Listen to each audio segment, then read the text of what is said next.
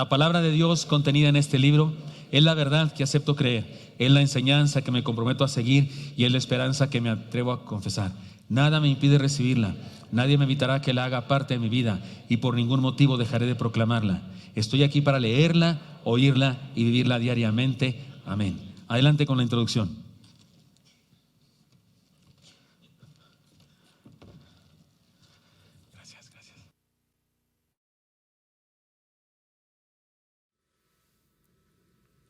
El libro del profeta Nahum. Este breve libro profético es una colección de poemas que anuncian la caída de uno de los peores opresores de Israel, el antiguo imperio asirio y su ciudad capital, Nínive. Los asirios se levantaron como uno de los primeros grandes imperios en el mundo, y su expansión hacia Israel resultó en la destrucción total y el exilio del reino del norte con todas sus tribus. Los ejércitos asirios eran violentos y destructivos a una escala que el mundo jamás había visto. Así que Israel y sus vecinos estaban esperando la caída de Asiria, que llegó eventualmente en el año 612 a.C. Los babilonios se levantaron y empezaron una rebelión que dominó a Nínive e hizo caer el imperio asirio. Así que el capítulo 2 ilustra la caída de Nínive con una poesía vívida y el capítulo 3 explora la caída del imperio como un todo. Pero este libro no es solo una furiosa diatriba en contra de los enemigos de Israel. El capítulo introductor nos muestra que hay mucho más sucediendo aquí. El libro inicia con un poema alfabético incompleto, el cual comenzó describiendo una poderosa aparición de la gloria de Dios. Esto es muy similar a la manera en que inició el libro anterior, Miqueas, y de cómo el siguiente libro, Habacuc, concluirá. Y es Dios, el Creador Todopoderoso, viniendo a confrontar a las naciones y a traer su justicia sobre su maldad. Y el poema empieza citando la famosa frase con la que Dios se describe a sí mismo después del incidente del becerro de oro en el libro de Éxodo, capítulo 34. El Señor es lento para la ira, Él es imponente en su fuerza, Él no dejará a nadie sin castigo. Así que el resto del poema va de un lado a otro, contrastando el destino de las naciones violentas y arrogantes con el destino del remanente fiel de Dios. Cuando Dios destruya a todos los imperios arrogantes, Él proveerá refugio para aquellos que se humillen delante de Él. Ahora, esto es lo que es realmente interesante. Pensabas que este libro solo se trataba de Asiria, pero Nahum no menciona en ningún lado a Nínive o a Asiria en el capítulo 1. Y cuando describe la caída de los malos, él usa el lenguaje de Isaías sobre la caída de Babilonia, que sucedió mucho después en la historia. Y no solo eso, Nahum también describe la caída de los malos como buenas nuevas para el remanente del pueblo de Dios. Es una alusión directa a las buenas nuevas de Isaías sobre la caída de Babilonia. Así que todos estos pequeños detalles del capítulo 1 se unen para comunicar un punto clave. Para Nahum, la caída de Nínive se presenta como un ejemplo, como una imagen de cómo Dios está trabajando en la historia en cada época. Cómo Él no permitirá que los imperios arrogantes o violentos de nuestro mundo permanezcan para siempre. Y así, el mensaje de Nahum es de hecho muy similar al de Daniel. Asiria se destaca dentro de una larga línea de imperios violentos a través de la historia. Y el destino de Nínive es un recordatorio del compromiso de Dios de hacer caer a los violentos y arrogantes en todas las épocas. Con esta perspectiva del capítulo inicial, el libro entonces regresa a su enfoque en Asiria. Y así, el capítulo 2 describe la batalla de Nínive y el derrocamiento de la ciudad en etapas progresivas. Primero vemos la línea de combate de los soldados babilonios, y luego leemos sobre la carga de los carruajes. Luego, el caos en los muros de la ciudad conforme la ciudad es invadida. Luego, la matanza del pueblo de Nínive. Y luego, el saqueo de la ciudad. El capítulo 3 continúa describiendo los resultados de la caída de la ciudad para el imperio como un todo. Nahum inicia anunciando una desgracia sobre la ciudad que fue construida por sus reyes con la sangre del inocente. Es una imagen de cómo la injusticia estaba arraigada en el mismo sistema que hacía a Asiria tan exitosa. Pero su violencia ha sembrado las semillas de su propia destrucción.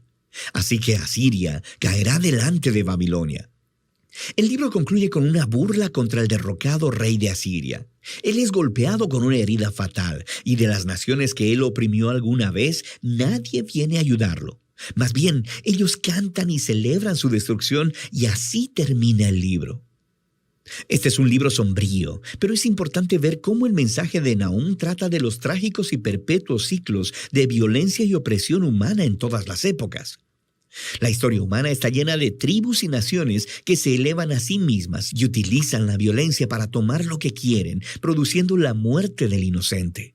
Y el libro de Nahum utiliza a Asiria y Babilonia como ejemplos para decirnos que Dios se aflige y que a Él sí le importa la muerte del inocente, y que su bondad y justicia lo llevan a orquestar la caída de las naciones opresivas.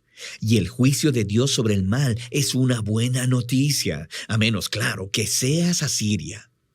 Lo que nos lleva de vuelta a la conclusión del poema inicial en el capítulo 1, el cual nos dice que el Señor es bueno y que es refugio para el día de la angustia. Él protege a los que se refugian en Él. Y así, el breve libro de Nahum invita a cada lector a humillarse delante de la justicia de Dios y a confiar que a su tiempo Él hará caer a los opresores de todas las épocas y en todo lugar. Y de eso trata el libro de Nahum.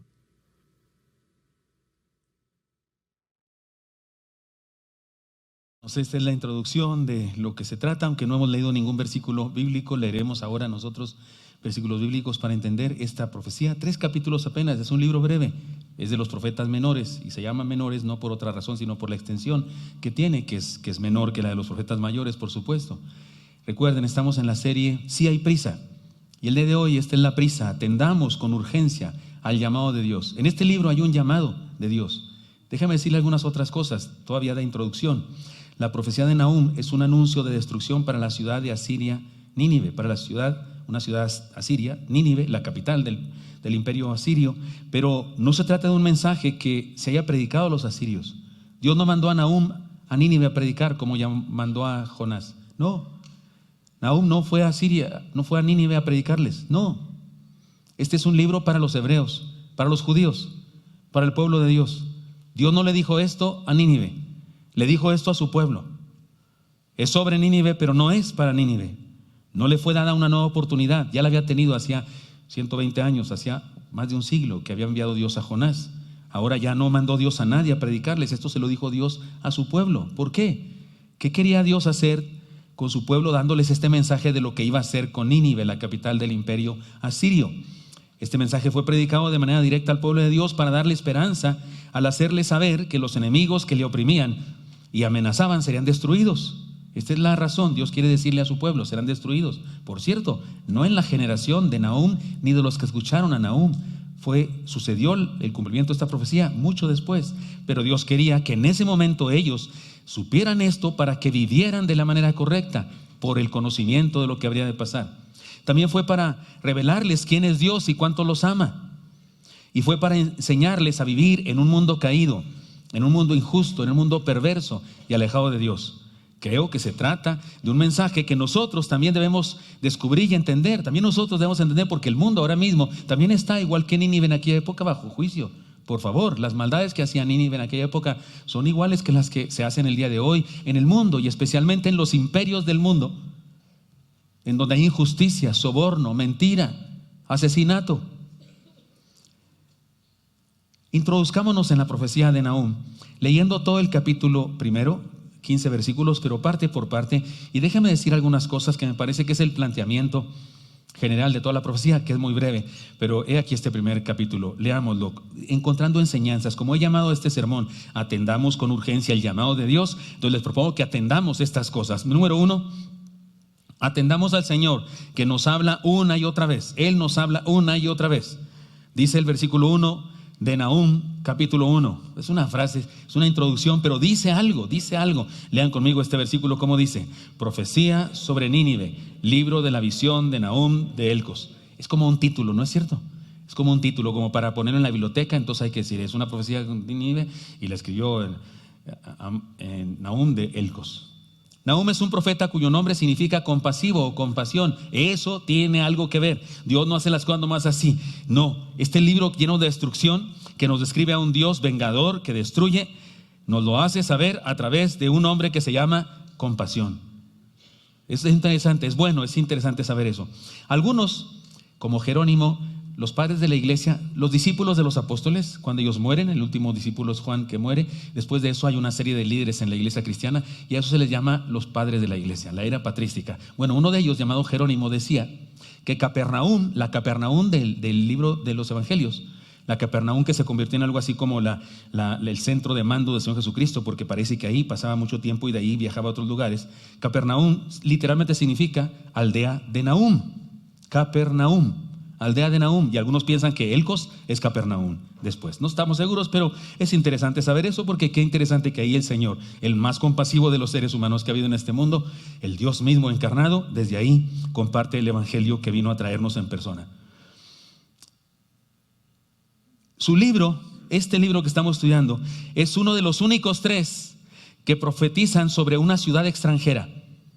El otro es el de Abdías, que profetiza contra Edom, lo leímos ya y lo estudiamos ya, y el de Jonás, que profetiza advertencia a Nínive. O sea que Nínive se lleva 2 libros. Nínive es una de las 2 ciudades extranjeras, naciones extranjeras a las que Dios les dedica un libro, pero a Nínive 2, el de Jonás, y en donde se habla de su destrucción. Esto nos ayuda a comprender el cuadro completo de la justicia divina. Dios es juez justo, pero siempre da oportunidades a los seres humanos. Aquí hay una tremenda destrucción, que usted y yo, si no supiéramos esto, sí nos quedaríamos pensando, ¿por qué, Señor? Pero aquí hay algo que nos recuerda. Cuando usted y yo leemos Nahum, si no fuera yo estar predicando ahorita aquí, si usted de repente abre la Biblia y de repente lee Nahum, le toca leer Nahum porque está llevando un plan de lecturas bíblicas y de repente se topa con Nahum y lee capítulo 1 y dice el capítulo 1, versículo 1, profecía sobre Nínive. Usted inmediatamente dice, Nínive, me suena. ¿Se acuerda de la ballena? Del peor sermón predicado jamás en la historia de la humanidad. Jonás, ¿no es cierto? O sea, la calabacera, el gusanito, los tarsis, barco, ¿no es cierto? Lo que más piensa es la ballena, porque por alguna razón ese libro de lo que más nos habla es de la ballena, por lo menos en nuestro cerebro. Y entonces usted se remite a eso y dice, caray, a esta ciudad ya Dios le había profetizado. A esta ciudad ya Dios le había hablado. Y eso es importante. Nos ayuda a entender de qué se trata la justicia divina. Nos ayuda a comprender que Dios es juez justo, pero que siempre da oportunidades a los hombres. Los habitantes de Nínive no podrán decir un día en el juicio, Señor, no sabíamos. Es que, Señor, nadie nos avisó. No podrán decir eso, porque no es así. Dios les avisó. Siguiente cosa, que atendamos al Padre que defiende a sus hijos, su pueblo, su rebaño. Jehová es Dios celoso y vengador. Jehová es vengador y lleno de indignación. Se venga de sus adversarios y guarda enojo para sus enemigos. ¿No le parece demasiado palabras fuertes en un solo versículo? ¿Notó usted eso? 3 veces derivados de venganza. Jehová es Dios celoso, vengador. Jehová es vengador, por si no habíamos entendido que era vengador, no lo van a decir. Y lleno de indignación, que va por ahí. Se venga, por si no habíamos entendido que es vengador, de sus adversarios y guarda enojo para los enemigos. Dios mío, las únicas palabras bonitas en este versículo son Jehová es Dios. ¿No es cierto? Todas las demás son palabras terribles, pero no es así. Voy a seguir leyendo. ¿Dónde voy? Ya no me acuerdo. 3, Jehová es tardo para la ira, grande en poder. Ya se compuso poquito, ¿no? Es tardo para la ira, grande en poder, y no tendrá por inocente al culpable. Volvemos al asunto. Jehová marcha en la tempestad, el torbellino y las nubes son el polvo de sus pies. Él amenaza al mar y lo hace secar. Angosta todos los ríos. Basán fue destruido y el Carmelo y la flor del Líbano fue destruida. Los montes tiemblan delante de él, los collados se derriten. La tierra se conmueve a su presencia y el mundo y todos los que en él habitan. Nahum 1, 2 al 5. ¿Qué dice este pasaje? Que Dios ama a su pueblo. La palabra celos no es la palabra celos de esa negativa de los celos en el matrimonio y que se gritan unos a otros y no sé qué. Es el celo en el sentido de cuidado, de protección. El ejemplo más perfecto de esto es este. Usted tiene un hijo, va a la escuela y de repente su hijo viene bien triste y además con un ojo morado. ¿Qué te pasó? No, nada, me caí. Pero usted le habla a la mamá de un amigo de su hijo y el amigo de su hijo le dice a su mamá y su mamá le dice a usted que le están haciendo bullying a su hijo. ¿Qué hace usted? Que Dios bendiga a ese niño. Vamos a orar por él, por ese niño. Que Dios lo bendiga. Pobrecito, tiene un problema de conducta. Voy a hablar con su mamá y voy a decir, no hombre, usted siente ganas de ir y moquetearse al chamaco. Usted me puede decir así como, no, pastor, yo jamás. Yo soy una persona, respiro profundamente y oro al Señor que se lo lleve o se lo mando. Eso es celo. Es la palabra que se traduce aquí, celo, es eso.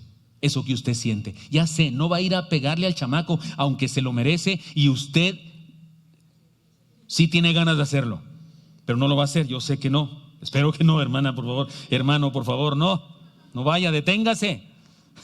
Gobiérnese, o como se dice así, ¿verdad?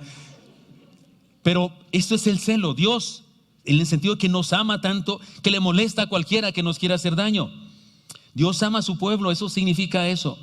Y nos cuida. Y luego dice su indignación y enojo. Esas son figuras literarias, es un antropopatismo cuando le damos a Dios sentimientos humanos. Dios es perfecto, por favor. Dios ni se enoja, ni se entristece, ni es perfecto. Es Dios, espíritu, no es como nosotros. Las emociones y los sentimientos son propias de la raza humana, de la creación de Dios, pero Él no es creación, Él es el Dios eterno, Él es perfecto. Cuando alguien dice, no, es que Dios se va a enojar, entonces, ¿cómo está Dios ahorita? ¿Enojado o alegre?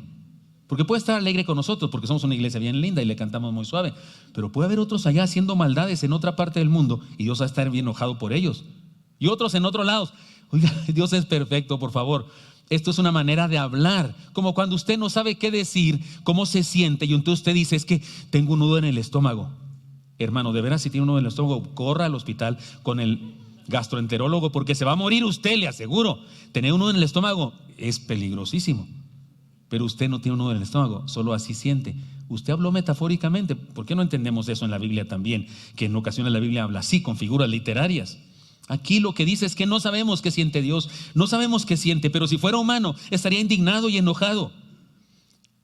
Y nos habla del juicio de Dios contra quienes se oponen a la salvación nuestra. La expresión Jehová es tardo para la ira fue la manera como Dios se presentó ante Moisés y ante el pueblo en el Éxodo. Él les dijo eso, yo soy tardo para la ira.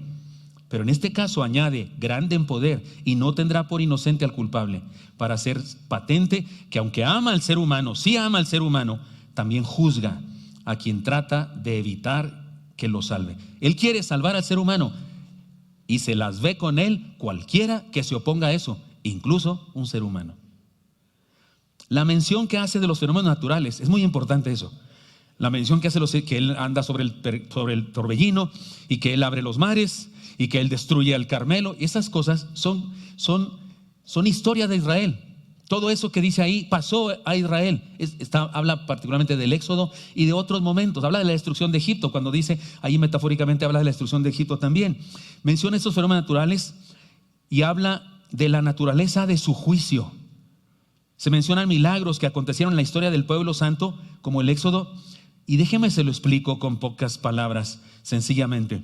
Dios no tiene que hacer mucho para juzgar a la raza humana. No, con que nos deje experimentar las consecuencias de las acciones que llevamos a cabo, con eso tenemos. 1 minuto, 30 segundos, que el Dios eterno, creador del universo, un minuto que deje de ponernos atención, que se olvide de la raza humana, y este universo se descompone y explota. Él hace salir el sol sobre justos e injustos, dice la palabra. No tiene que hacer nada para que nos destruyamos. Todo lo que tiene que hacer para que nos destruyamos es dejarnos a las consecuencias de nuestras acciones. Con eso hay para que nos destruyamos. Eso es lo que dice aquí. No se lo imagina. Hay gente que se imagina a Dios como un viejito gruñón sentado y con un ejército de ángeles bien armados. Aquí bazucas de castigo, aquí bombas atómicas de juicio, aquí flechas de su ira. Y Dios está viendo la tierra, así todo enojado, así con el pie así, y luego de repente, ángel, una bazuca de indignación, ¡fah! Y destruye a una nación. Y lo ve por allá a los de qué colonia le gusta que los destruya Dios, ¿no? Mejor no digo ninguno, pero ve allá un país y dice, a ver, tráiganme una bomba atómica de mi juicio e ira. No, Señor. Lo que pasa en la tierra cuando hay destrucción y esas cosas, Dios no hace nada. Dios no le dijo a Hamás que mandara bombas a Israel, no, Señor. Ni le dijo a Israel que le conteste, ni le dijo a los Estados Unidos que mandaran la bomba a Hiroshima. No, Señor, Dios no hace eso. Cuando suceden cosas de destrucción, es nuestra culpa. Si acaso lo que hace Dios es no meterse para evitarnos esa fechoría. Pero a veces hay gente que justamente, por eso era mi gran preocupación de este libro y la predicación de este libro. Porque hay gente, la manera como se redacta es así, porque en ese momento de la historia los seres humanos que creen en Dios no pueden imaginarse que nada sucede en el mundo si no es voluntad de Dios, porque saben que Él es soberano y en un sentido es real, porque Él hizo las leyes.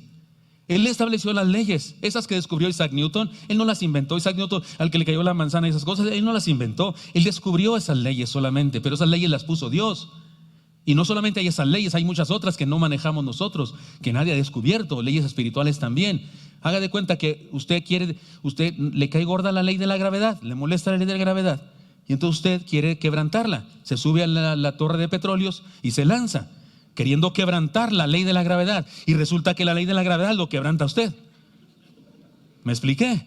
Fue culpa de Dios, Dios lo mató. Mira, lo mató Dios.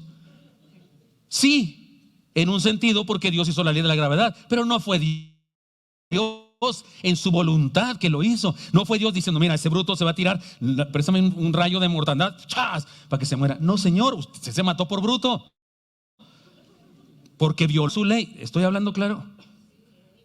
Por eso Nahum pone a Dios en ese juicio sobre Nínive en el contexto de la naturaleza. Él anda en el torbellino, o sea, ese torbellino que arrasó con no sé quién, lo mandó Dios, no en el sentido de que dijo, mándenle un torbellino, sino en el sentido de que eso es la naturaleza. Y el ser humano, por sus malas decisiones, sus pésimas acciones, su terrible pecado, se autodestruye. El juicio de Dios se manifiesta y se expresa en la consecuencia de nuestras acciones. Ese es el juicio de Dios sobre nosotros. No se imagine a Dios haciendo maldad, como algunos cuando leen ese pasaje se cuatrapean y malinterpretan. Me cae gordo en la televisión, el National Geographic y el History Channel ese, que de repente agarran las profecías de Nostradamus, las revuelven con las profecías mayas y con las profecías de no sé qué brujo de Perú, y luego las revuelven con la Biblia y se creen grandes intérpretes e interpretan terriblemente mal. Me molesta muchísimo. Hay ocasiones que quiero ver para saber, pero hay ocasiones que no soporto y le cambio, porque si no hago la biglis ahí, y luego si comí aguacate más me pongo mal. Sí, ¿verdad? Es malo comer aguacate y no sé qué, la biglis y no sé qué dicen por ahí. La mención de los fenómenos naturales tiene esa intención. Así es que en conclusión, la conclusión de esta parte de la profecía se puede resumir con esta palabra, porque recuerden que hemos dicho, atendamos al Padre que defiende a sus hijos, porque aquí vemos a un Dios defendiendo a su pueblo de los malos. Y se puede resumir esta enseñanza con este texto bíblico. Léanlo conmigo, por favor. ¿Cómo dice? ¿Qué pues diremos a esto? Si Dios es por nosotros, ¿quién contra nosotros? Y ¿quién contra nosotros? Es una pregunta retórica. La manera de decirlo es nadie contra nosotros. Nadie puede contra nosotros. Ahora también atendamos al Señor que hace justicia. Dice versículo 6, ¿quién permanecerá delante de su ira? ¿Y quién quedará en pie en el ardor de su enojo? Siguen las frases rudas. Su ira se derrama como fuego y por él se hienden las peñas. Y Jehová es bueno, fortalece en el día de la angustia y conoce a los que en él confían. Mas con inundación impetuosa consumirá a sus adversarios y tinieblas perseguirán a sus enemigos. ¿Qué pensáis contra Jehová? Él hará consumación, no tomará venganza 2 veces de sus enemigos, aunque sean como espinos entretejidos. ¿Sabe qué quiere decir no tomará venganza 2 veces? O sea, se los va a echar a la primera. Aunque sean como espinos entretejidos, si estén empapados en su embriaguez, serán consumidos como hojarasca completamente seca. Nahum 1, 6 al 10. No perdamos de vista, hermanos, no perdamos de vista que el juicio de Dios no elimina su eterno amor por los seres humanos. Que haya juicio de Dios no significa que Dios no ame a los seres humanos. Leamos algunos pasajes que nos explican esta relación entre juicio y amor de Dios. Lean conmigo 2 de Pedro 2:9, está en la pantalla. ¿Cómo dice? Sabe el Señor librar de tentación a los piadosos y reservar a los injustos para ser castigados en el día del juicio. Sí, hay 2 clases de personas en el mundo por decisión propia. Lean ahora conmigo Mateo 18 del 6 al 7. Y cualquiera que haga tropezar a alguno de estos pequeños que creen en mí, mejor le fuera que se le colgase al cuello una piedra de molino de asno y que se le hundiese en lo profundo del mar. Ay del mundo por los tropiezos, porque es necesario que vengan tropiezos. Pero, lean conmigo, ¿ya no está ahí? Ay de aquel hombre por quien viene el tropiezo. Mire, a ese que dice el Señor, que es metafórico, no está pidiendo que se haga, pero es metafórico. Dice, más le valdría amarrarse una piedra de molino y echarse al mar. Que quiero decirles que una piedra de molino debía ser bastante grande. Es probable que pesara más de 1 tonelada, porque eran unas piedras muy grandes que usaban para un molino tirado por un animal de carga. O sea, haga de cuenta que le amarren un bocho en el cuello y lo echen al lago de Guadalupe. O que lo tiren desde la quebrada de Acapulco, que ha de estar bien maltrecha ahorita. A ese de la piedra en el cuello también lo ama Dios. Entonces, ¿por qué dice eso? Le voy a explicar algo muy simple que tal vez nos pueda ayudar. Suponiendo que usted es maestro. ¿Hay aquí maestros? ¿Cuántos son maestros? Ustedes, maestros preciosos, tienen vocación de maestros, sincera vocación de maestros, aman a sus discípulos, quieren hacerles un bien, quieren que sus vidas sean transformadas, educadas, que sean hombres de bien, mujeres de bien. Usted se preparó, se quemó las pestañas estudiando y además preparando la clase, viene con ilustraciones, con un PowerPoint, con libros, con un ejercicio, porque quiere enseñar, porque de veras tiene vocación de maestro y de veras quiere transformar la vida de sus alumnos, y está dando la clase emocionado, usted apasionado porque es maestro de veras, y hay un chamaco ahí dando lata, está hablillable, burlándose, riéndose, mandando recaditos a las muchachas y a los muchachos y dando lata. Usted también quiere que él aprenda, usted también quiere transformar su vida, pero por más que le dice, no le deja dar la clase, y usted termina y dice: chamaco, Pepe Luis, o como se llama, Espergencio, quien sea, sálgase de mi clase, por favor, y déjeme dar la clase. Y usted lo corre. ¿Por qué? Porque lo deja de amar, porque usted abandona su vocación de maestro. No, solamente que usted quiere seguir enseñando y barbaján no lo deja. ¿Me expliqué? Dios tiene un plan para salvar a todo ser humano que acepte su gracia. Todo ser humano, ninivita, asirio, sirio, espartaco, griego, chihuahuense, sobre todo los chihuahuenses. Dios tiene un plan para salvar a todo ser humano que acepte su gracia y considera a su enemigo a cualquiera que trate de oponerse a su plan. El problema es que en ocasiones quien se opone a su plan es el mismo ser humano que podría ser salvo por causa de él. ¿Estoy hablando claro, hermanos? Dios quiere salvar a todos, pero se constituye en su enemigo cualquiera que pretenda interrumpir su plan de salvar a todos. Así, no es culpa de Dios. No es que Dios le caiga muy mal ese. No es que Dios escogió a ese para perdición y escogió a otros para salvación, como dicen algunos que me parece que no entienden lo que dice la Biblia acerca de quién es Dios. No, es asunto del ser humano que toma esa decisión. Así que, hermanos míos, atendamos al Señor que hace justicia. Esta es su justicia. No es un asunto de Él lanzando rayos de destrucción. Es la raza humana autodestruyéndose y Dios permitiéndolo, porque podría evitarlo, permitiéndolo, porque esa ley estableció para que todo aquel que cree en mí no se pierda, mas tenga vida eterna. Dice Juan 3:16, pero el 17 dice: el que no cree ya ha sido condenado porque no ha creído en el Señor. Punto. Y no es culpa de Dios. Dios desea salvarle, pero no va a salvar a nadie contra su voluntad. Atendamos a las señales de amor de Dios. Él nos manda señales. Mire cómo dice. Mire, lea, voy a leer este texto sin detenerme, pero analice, vea lo raro que hay aquí.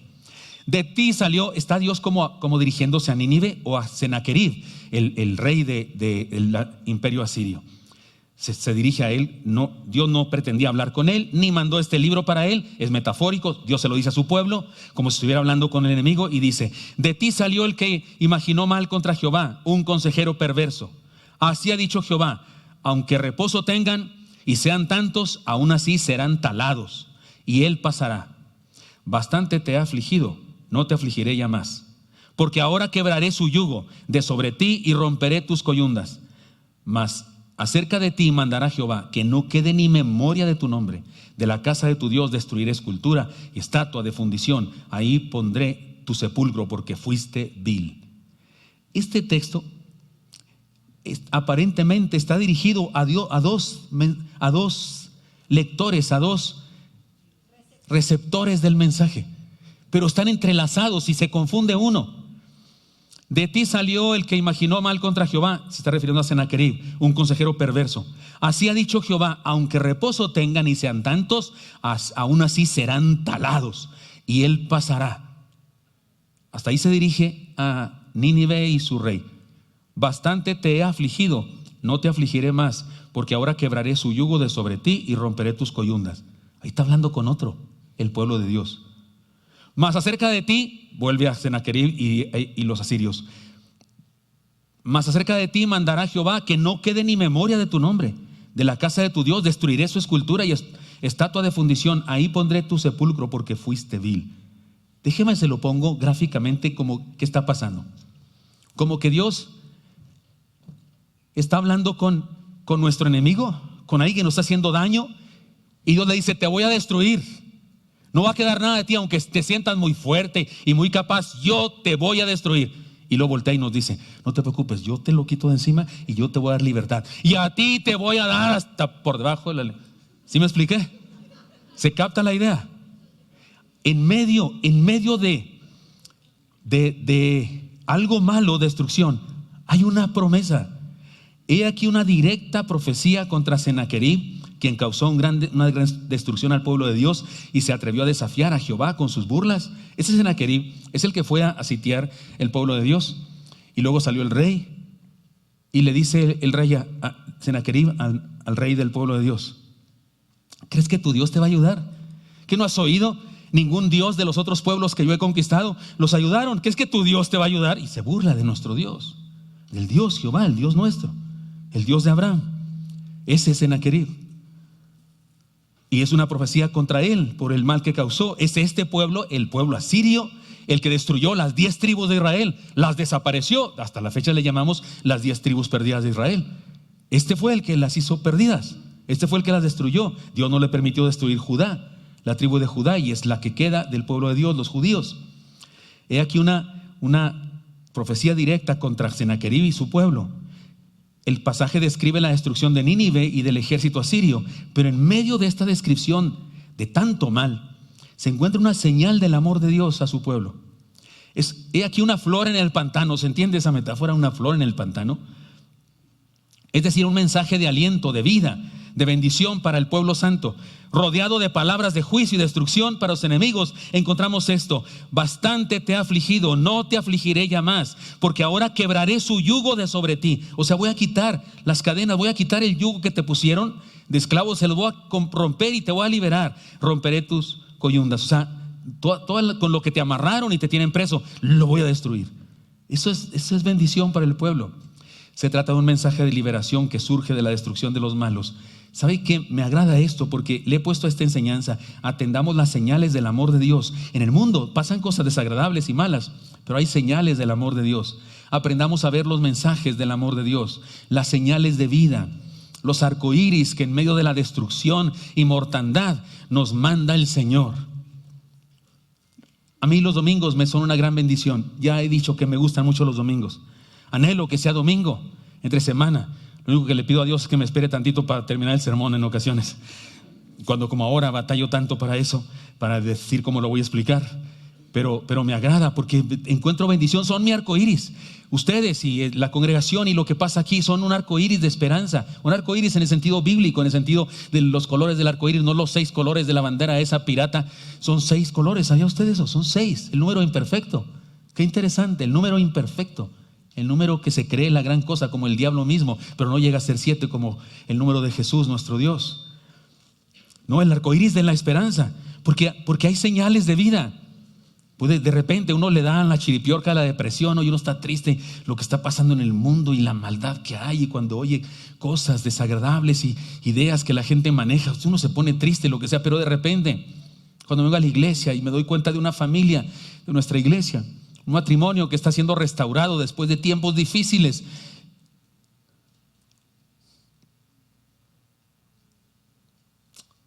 para mí es un arcoíris que Dios dice: hay esperanza, sí hay esperanza. Sigue predicando, sí se puede. Cuando veo jóvenes preciosos que estaban, no sé, deprimidos y que tenían traumas complejos en la vida por situaciones difíciles, y de repente los veo incluso predicando, anunciando, trayendo amigos a los que les predicaron de Cristo. Cuando veo personas que la primera vez que les conocí fue después de salir de un hospital porque habían atentado contra su propia vida, y ahora les veo viviendo alegres y cantándole al Señor. Eso para mí son arcoíris de esperanza. Y por decir un ejemplo de unas cosas, pero la vida está llena de esas cosas, de esas flores en medio del pantano que nos recuerdan que en medio de la mortandad y en medio de la maldad que hay en este mundo hay esperanza. Hay esperanza. El pasaje es paralelo,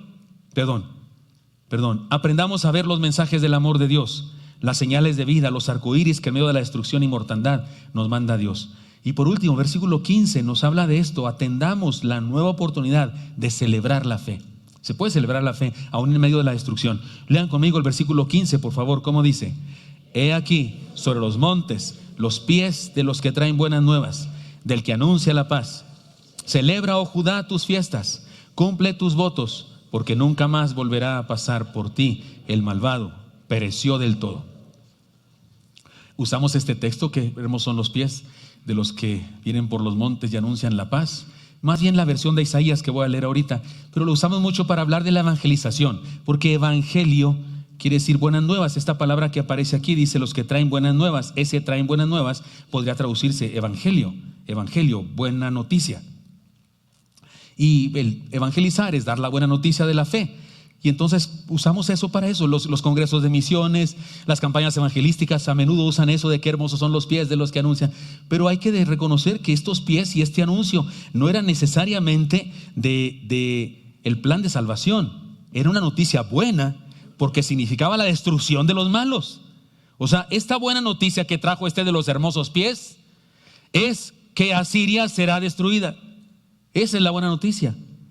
No perdamos de vista eso. Isaías lo dijo de esta otra manera. En Isaías 52, 7 al 10 dice: cuán hermosos son sobre los montes los pies del que trae alegres nuevas, del que anuncia la paz, del que trae nuevas del bien, del que publica salvación, del que dice a Sión: tu Dios reina. Voz de tus atalayas alzarán la voz, juntamente darán voces de júbilo, porque ojo a ojo verán de Jehová, que Jehová vuelve a traer a Sión. Eso habla de después del exilio. Cantad alabanzas, alegraos juntamente, soledades de Jerusalén, porque Jehová ha consolado a su pueblo, a Jerusalén ha redimido. Jehová desnudó su santo brazo ante los ojos de todas las naciones. ¿Sabe qué significa desnudar su santo brazo? Los guerreros se desnudaban sus bíceps y hacían así, como Ana Guevara. Para que el guerrero enemigo, imagínate, nomás chécate, camarada. Sí, era una expresión de macho, de macho alfa, de no sé qué, pero la usa el profeta para decir: Jehová desnudó su santo brazo ante los ojos de todas las, o sea, le hizo a las naciones. Cuidado, porque son mis hijos y tú te enfrentas. Si captan la idea, lo que dice el pasaje: y todos los confines de la tierra verán la salvación de nuestro Dios. En ambos casos, Isaías o Nahum, se trata de un llamado a celebrar la victoria.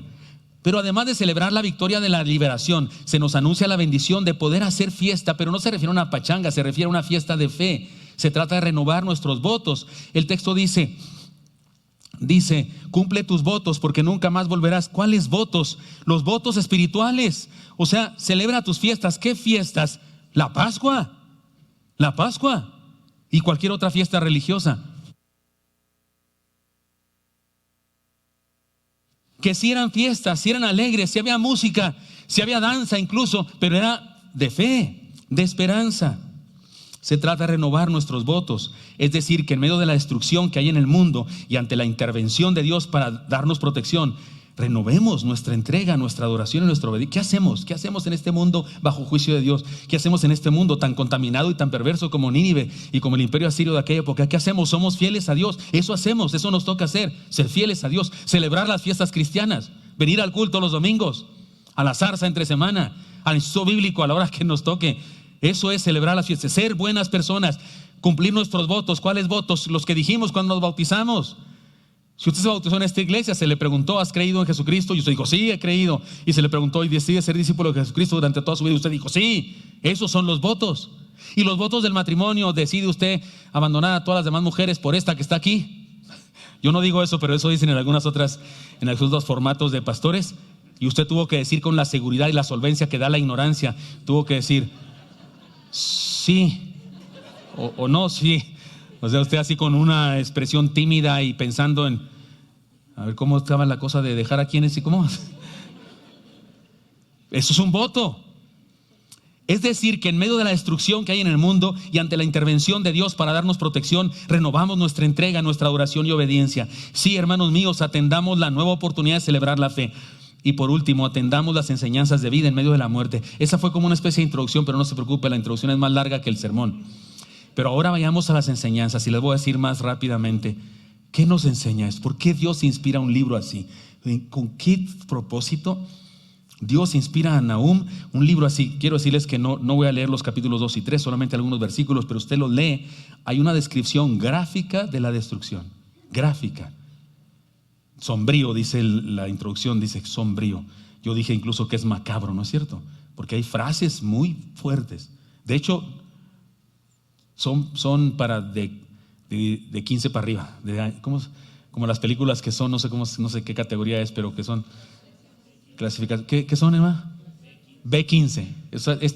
Nahum es B15.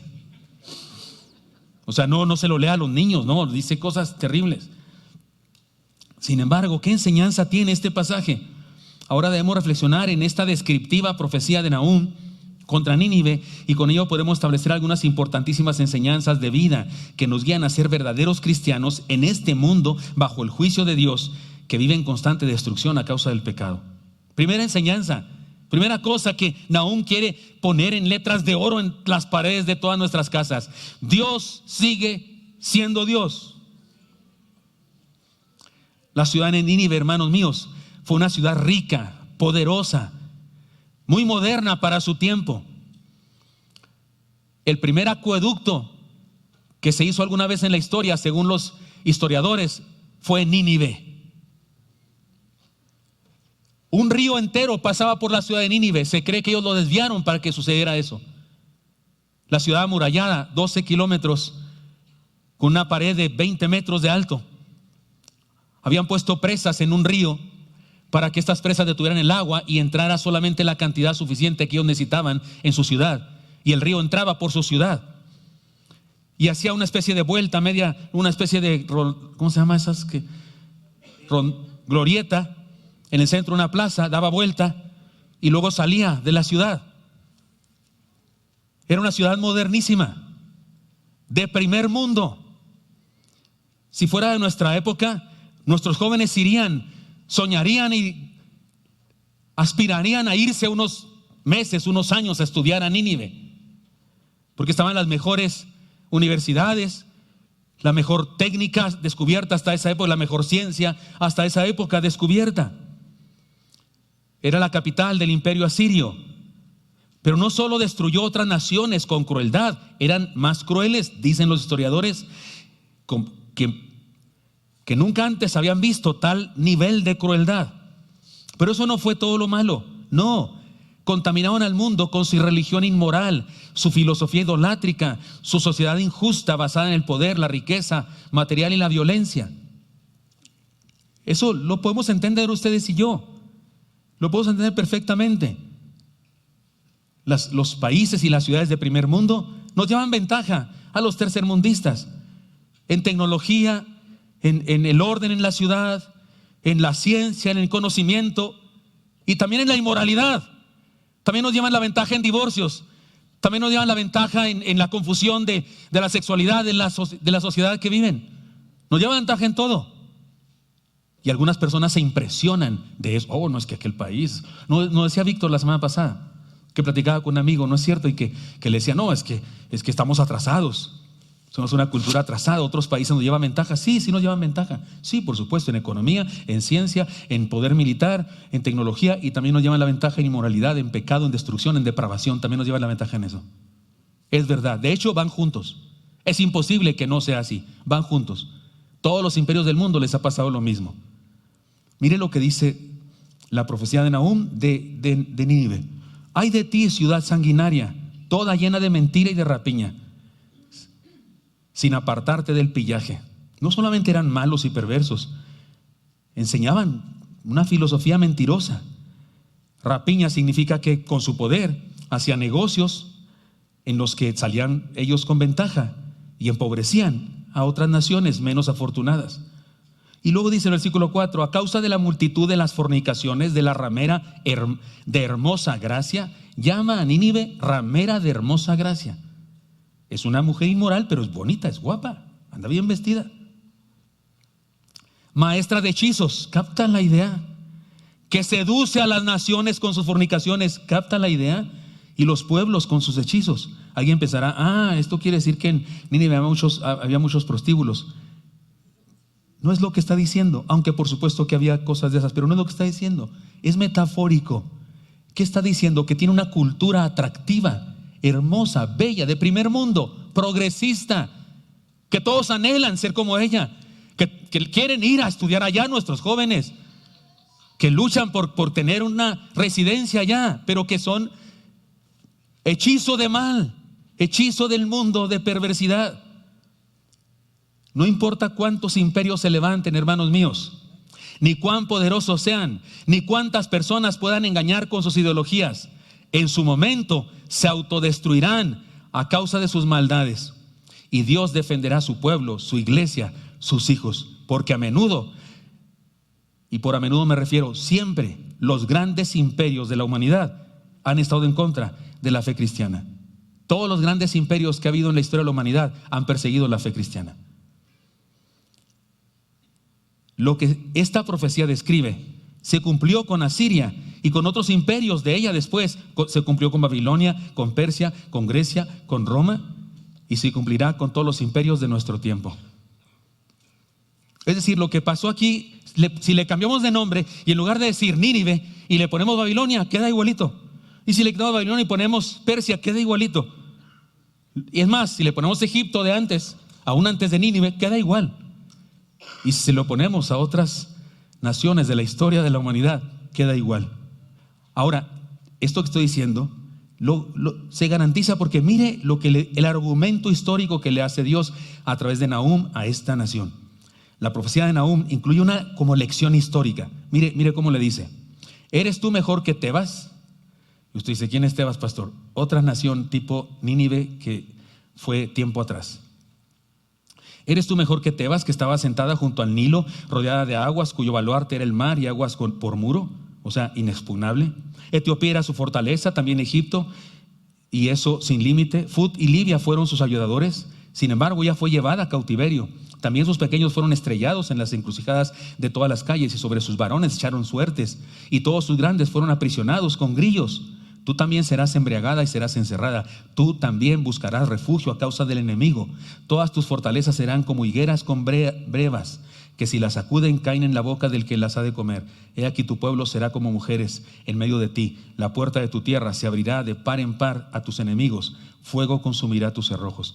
Está describiendo cómo fue destruida Nínive cuando todavía no había sido destruida. Está profetizando casi un siglo al futuro, pero le dice: ¿te crees mejor que Tebas? Tebas es otra ciudad, otra en la lista de un imperio que se levanta, que crece porque tiene ciertos valores de organización, ciertos valores políticos, pero luego se corrompe y cae hasta lo profundo por su inmoralidad y su perversión.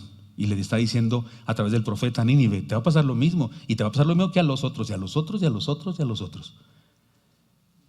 Los imperios del mundo actual, aplicándolo a nosotros, además de estar adelantados en su poder económico, militar, científico y tecnológico, también están adelantados en su inmoralidad, a la que algunos llaman progreso. Y seguirá el mismo camino de Tebas, Nínive y todas las demás. Querido joven, por favor, le pido a Dios que cuando vas a viajar, que sé que ustedes los millennials son muy viajadores y está lindo eso, no creo que esté mal, pero te pido que cuando viajes y vayas a otros lugares, por favor, ten una conciencia cristiana. Y cuando veas eso, no te encandiles, no te dejes hechizar por la ramera bella, hermosa, porque así es la cultura sin Dios. No te quedes como: qué padre, acá está más suave, acá. No está más suave. Está más malo, está más perverso, está más pecaminoso. Eso es lo que está. Ten la habilidad, la capacidad de ver entre líneas lo que está pasando en el mundo. Y regresa a tu fe, a la verdad de Dios. Ten cuidado. El poder y la riqueza no garantizan seguridad. De hecho, de acuerdo con la experiencia en todos los casos anteriores, el poder y la riqueza garantizan destrucción. No ha habido un solo imperio en el mundo, una sola sociedad en el mundo que no se ha levantado como la más poderosa y más rica y que no haya sido derrumbada hasta lo sumo. No hay una sola historia diferente. Analízalo, por favor. Cómprate un libro de historia, una monografía. Ahí está más fácil, ¿no? ¿Se acuerdan las monografías? ¿Todavía hay monografías? Cómprate una monografía de la historia de los imperios del mundo, y en todos los casos sube y baja estrepitosamente. Todos, no hay uno que no, todos, los de América, los de Europa, los de África, todos. ¿Por qué no aprendimos? ¿Por qué no aprendemos eso? Eso le está diciendo Dios a Nínive. ¿Que no te acuerdas de Tebas? ¿Crees que es mejor que Tebas? Lo está diciendo, este es un proceso que siempre acontece. Debemos aprender de la historia y tomar la decisión de entender el llamado de Dios. Dios es un Dios de amor, pero también es juez implacable. Conviene preguntarnos en qué lado estamos nosotros. Ese es el punto, ese es el único punto. ¿De qué lado estamos? ¿De qué lado estoy? ¿De qué lado estoy? Me encandilo por la belleza, por el atractivo, el hechizo del mundo, y termino siendo uno más de los borregos, de los chivos más bien sería, ¿verdad? Que son atraídos como los niños por el flautista de Hamelin. ¿Se acuerdan ustedes de esa historia del flautista? Y me fascina y voy como gato silvestre con el pastel que está cocinando Jerry. No, los de ahora no vieron eso, ¿verdad? ¿Se acuerdan? El gato así, se ve el olor, se ve, y él va así como hipnotizado. ¿Se acuerdan? ¿Sí lo vieron? ¿Sí veían caricaturas, hermanos, o no? ¿Y los niños también se acuerdan de eso o no? ¿Sí vieron Silvestre y Jerry? No es Tommy Jerry, perdón, sí, Silvestre. Yo con razón y la Chilindrina no andaba por ahí. Pero los viejos me entendieron por lo menos, ¿verdad? Así vamos tras el mundo, así van algunos. No, hermano, no, despierta. Dios es Dios de amor, también es juez implacable. Conviene preguntarnos en qué lado estamos. Y no estoy diciendo que nos neguemos a disfrutar la vida, ni a viajar, ni a hacer. No, ¿cómo? No, Señor, por supuesto que no. Yo no ando vestido de monje loco ni nada, ni me encierro en la casa. No, yo disfruto la vida y voy para allá y para acá, y sí he ido, por supuesto, pero los valores que sigo son los del reino. Y cuando veo, no me encandilo con es como si fuera la gran cosa. No, hay una gran cosa, pero hay una gran maldad también. Además, otra enseñanza: Dios sigue siendo un Dios de gracia. Este es el segundo libro que habla de Nínive. Es decir, Nínive es un ejemplo perfecto de todos los imperios del mundo. Dios da oportunidades. Jehová es tardo para la ira y grande en poder, y no tendrá por inocente al culpable, dice el texto. Dios da oportunidades a los seres humanos, a todas las culturas, a todas las naciones. Dios da oportunidades. La destrucción no es iniciativa de Dios, es la consecuencia de la maldad humana. Si acaso Dios solo deja que todo siga su curso, eso es lo que hace Él, pero no es que Él ande destruyendo y lanzando cosas. El hombre las lanza. Dios no lanzó la bomba de Hiroshima. Dios no la lanzó, fue un presidente que decidió eso, y hasta la fecha se sigue justificando que lo haya hecho, pero no fue Dios. Y toda la gente inocente que murió, y que algunos que hasta siguen enfermos todavía porque todavía no se eliminan todos los errores de esa bomba. No fue Dios eso, es la raza humana, y paga las consecuencias de sus acciones. Dios da oportunidades a todos los seres humanos, a todas las culturas, a todas las naciones. La destrucción no es iniciativa de Dios, es solo consecuencia de la maldad humana. Si acaso Dios solo nos deja. El Señor dijo, miren este texto, ya lo leímos antes, cuando Jonás: los hombres de Nínive se levantarán en el juicio contra esta generación y la condenarán, porque ellos se arrepintieron a la predicación de Jonás. Y aquí más que Jonás en este lugar. Imagínense, un judío del tiempo de Jesús, uno ahí de Nazaret o de Jerusalén, que no creyó en Cristo, y que se le ocurra decirle a Dios: oye, Señor, es que no sabíamos que era tu hijo. No sabíamos. Dios le va a decir: ¿de qué hablas? Mandé a Jonás, el peor profeta, el peor predicador, lo mandé a Nínive, y se convirtieron todos. Se pusieron en ayuno hasta las vacas, en la ciudad más malvada del mundo en aquella época, y creyeron a un chafa sermón. Y ustedes tenían a mi hijo, lo vieron resucitar muertos y andar sobre el agua, supieron lo que hizo y no creen en él, están bien perdidos. Le dio oportunidad el Señor a su pueblo. Déjeme decirlo así: los ninivitas tuvieron la oportunidad de escuchar a Jonás, y una generación se convirtió, pero las siguientes abandonaron la verdad y se corrompieron. Su ciudad fue destruida hasta no quedar ni los cimientos.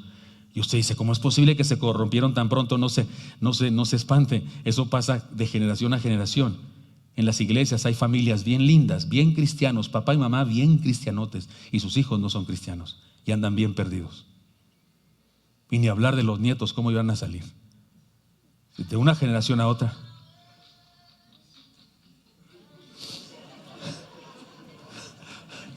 Pensé que era el momento de los pasitos raros, perdón ustedes. Si no oyeron todos los que están en internet, es que me pusieron una música muy sabrosa. Está claro, hermanos míos, está claro.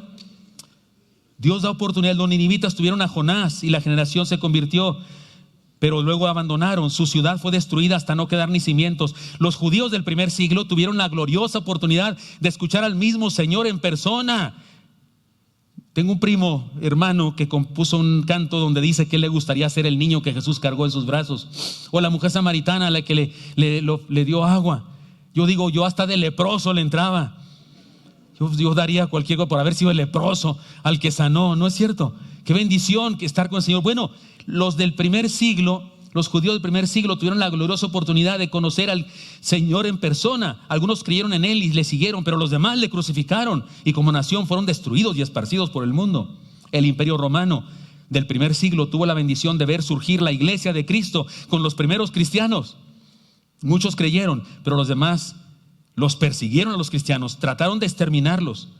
Su imperio desapareció y sus grandes construcciones son ruinas y la iglesia de Cristo sigue de pie.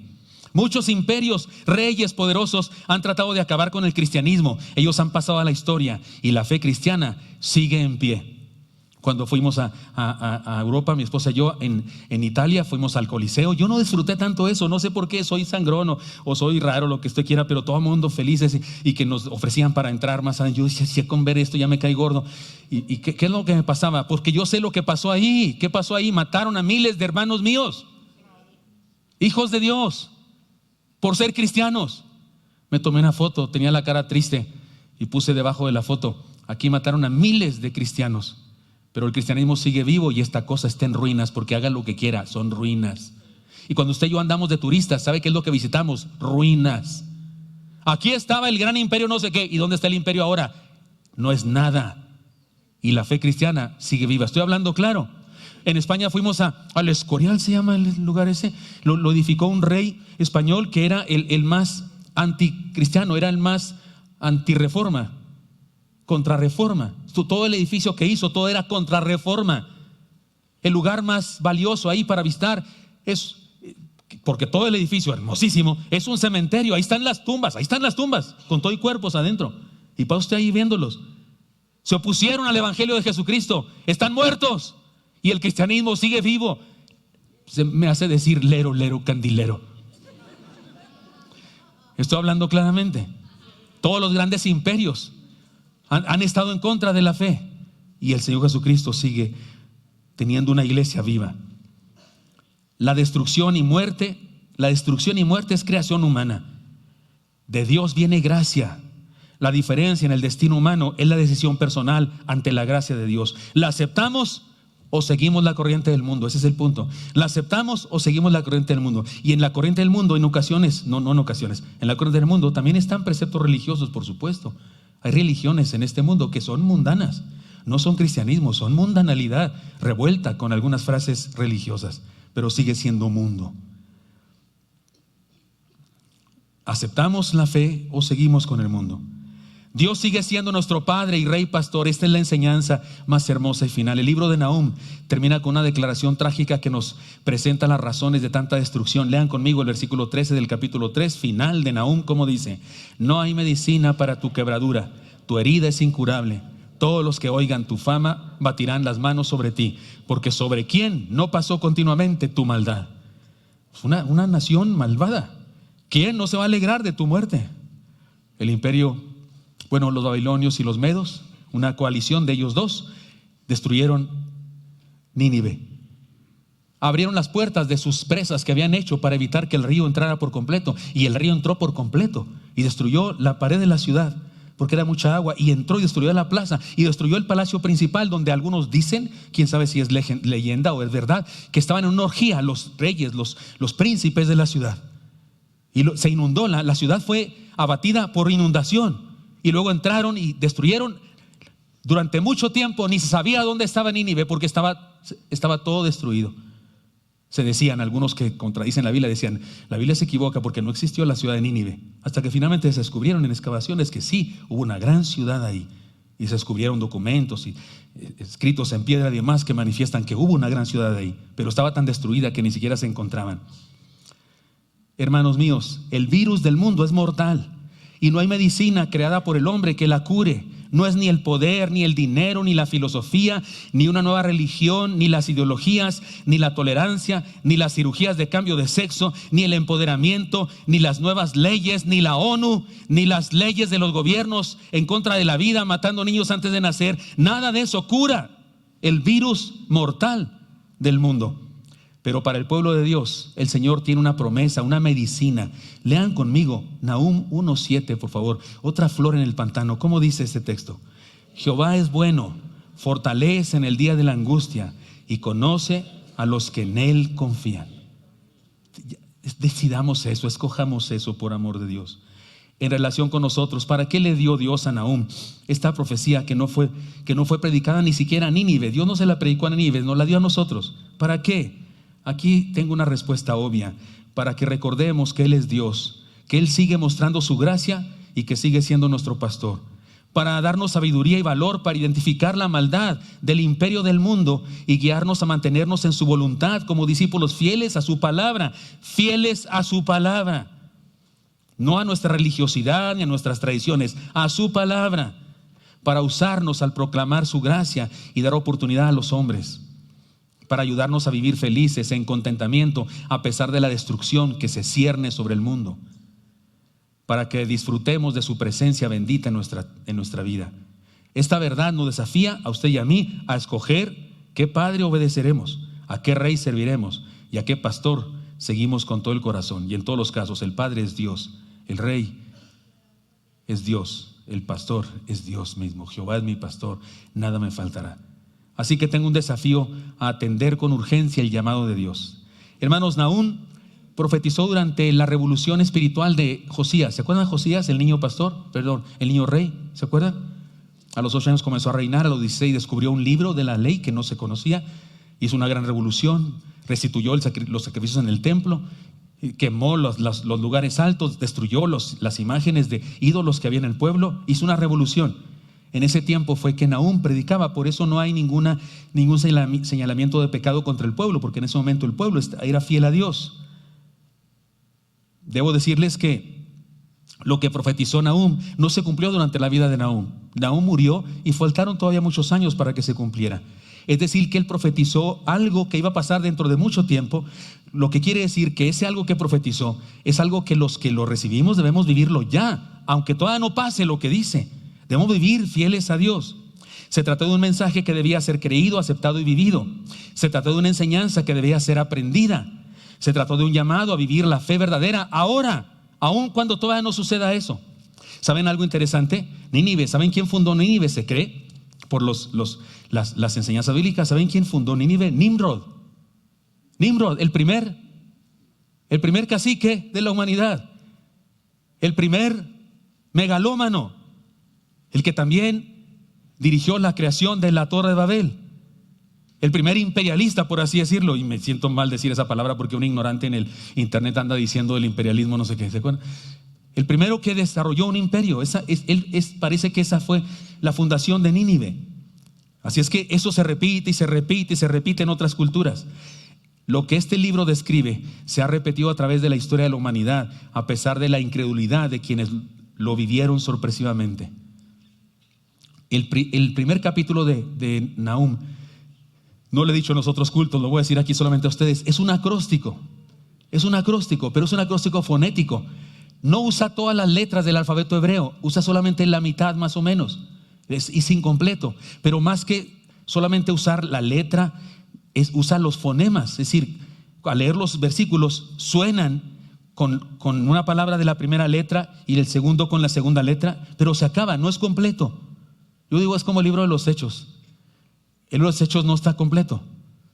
Aparentemente no se acaba, no tiene así como y salúdame a Trifena y a Trifosa o tráigame el capote que entonces no dice nada. Se acaba así que Pablo predicaba y como que dice uno, se le acabó el pergamino a Lucas o qué pasó. Algunos piensan que incluso se cortó el final. No, lo que pasa es que el libro de los Hechos todavía no se acaba de escribir. Creo que el acróstico de la destrucción de Nínive no está completo porque todavía no se acaba la destrucción. Todavía hay otras Nínives que serán destruidas. lo digo yo por imaginar algo.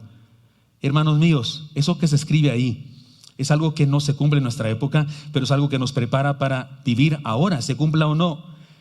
Esto tiene que ver con nosotros, sí.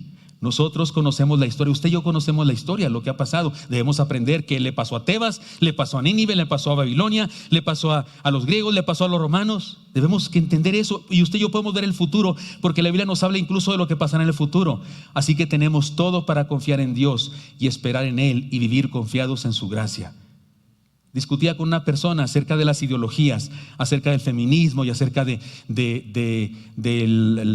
LGTBQ y esas cosas. Platicábamos de eso bonitamente, no feo. Y yo decía que es tan absurdo lo que pasa hoy, es tan incongruente, tan anticientífico. No sé si ya lo dije aquí o lo dije en otros cultos, pero ¿qué hacemos si una joven que pesa 35 kilos y que parece silbido, parece espagueti, se siente gorda? ¿Qué hacemos? Pues le decimos la gorda, ¿no? ¿Cómo estás, gordita? Y si quiere le hacemos una liposucción, ¿no?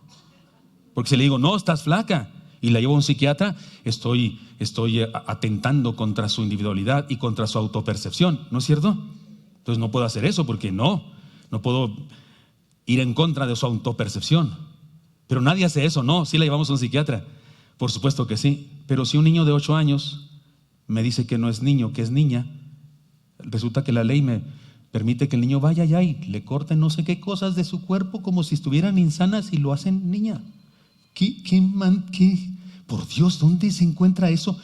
¿Quién puede encontrar que eso sea sensato, correcto? Y yo cuando discutía con esta persona le decía, yo creo que en el futuro, si Cristo no viene, porque yo creo que Cristo puede venir ahora mismo antes de que acabe el culto, o puede tardar otros 1000 años. Que haya un huracán en Acapulco y que haya una guerra en Israel no significa que yo diga, ya viene Cristo, porque eso ha pasado toda la historia de la humanidad. Mejor creamos en Cristo que viene y portémonos estando listos para cuando venga. Pero yo le decía a esta persona, si Cristo no viene pronto y pasan muchos años, yo creo que en el futuro, en las escuelas públicas, se va a estar enseñando eso. Hubo una sociedad bien loca en el pasado. Hubo una época en que el mundo estaba desquiciado, alejado de toda ciencia y de todo precepto de lógica y de toda idea racional. Se volvieron locos todos, la ONU, los gobiernos, todos.